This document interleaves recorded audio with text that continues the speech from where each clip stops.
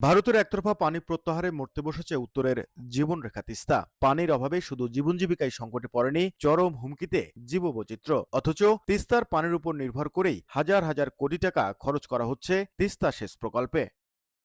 সেচ প্রকল্পের আওতায় নতুন নতুন অবকাঠামো হলেও এখনো অনেক এলাকাতেই পানি পাননি কৃষক। এমনকি অনেক সেচ ক্যানেল রয়েছে যেখানে কখনোই তিস্তার পানি আসেনি। ফলে কৃষকদের নির্ভর করতে হচ্ছে বিদ্যুৎ কিংবা ডিজেল চালিত সেচ যন্ত্রের উপর। একদিনের মাঠে পানি সেঁকতে গেলে এখন টাকা না গেলে তো ২-৩ হাজার ৪ হাজার টাকা লাগে। পানি আসবে, পানি আসবে, পানি তো দেয় না। তিস্তাতে পানি নেই। আমরা পানি কি করে পাবো?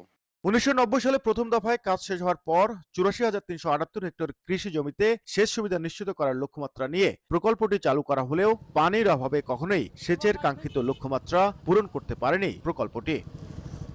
তবে পানির নিশ্চয়তা না থাকলেও প্রায় ১,৫০০ কোটি টাকা ব্যয়ে তিস্তা সেচকাল সংস্কার ও সম্প্রসারণ করছে পানি উন্নয়ন বোর্ড। তাদের দাবি, প্রকল্পটি শেষ হলে ৭০৫ কিলোমিটার দীর্ঘ সেকেন্ডারি ও টার্সিয়ারি সেচ ক্যানেলের মাধ্যমে প্রায় ১,০০,০০০ হেক্টর কৃষি জমিতে সেচ দেওয়া সম্ভব হবে।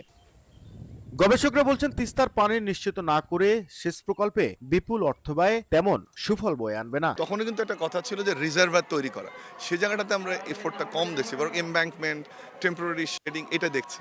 এই জন্য আমি মনে করি যে এই পরিকল্পনাটা গ্রহণ আর একটু ভেবেচিন্তে করা উচিত ছিল। তবে পানি উন্নয়ন বোর্ডের দাবি, পানির প্রাপ্যতা পরীক্ষা করেই এই প্রকল্প নেওয়া হয়েছে। প্রকল্পের কাজ শেষ হলে ১,০৪,০০০ হেক্টর জমিতে সেচ দেয়া সম্ভব হবে। ২০টা স্ট্রাকচার নতুন ধরা আছে, ওয়াটার কন্ট্রোল স্ট্রাকচার। এই স্ট্রাকচারগুলো নির্মাণ চলছে।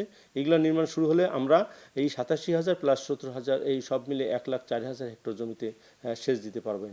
২০২১ সালে ১৪৫২ কোটি টাকা ব্যয়ে তিস্তা সেচকাল সংস্কার ও সম্প্রসারণের উদ্যোগ নেয় পানি উন্নয়ন বোর্ড। ২০২৪ সালে এই প্রকল্পের কাজ শেষ হওয়ার কথা থাকলেও এখন পর্যন্ত শেষ হয়েছে মাত্র ৪০%। নাজমুল ইসলাম নিশাত, সময় সংবাদ, রংপুর।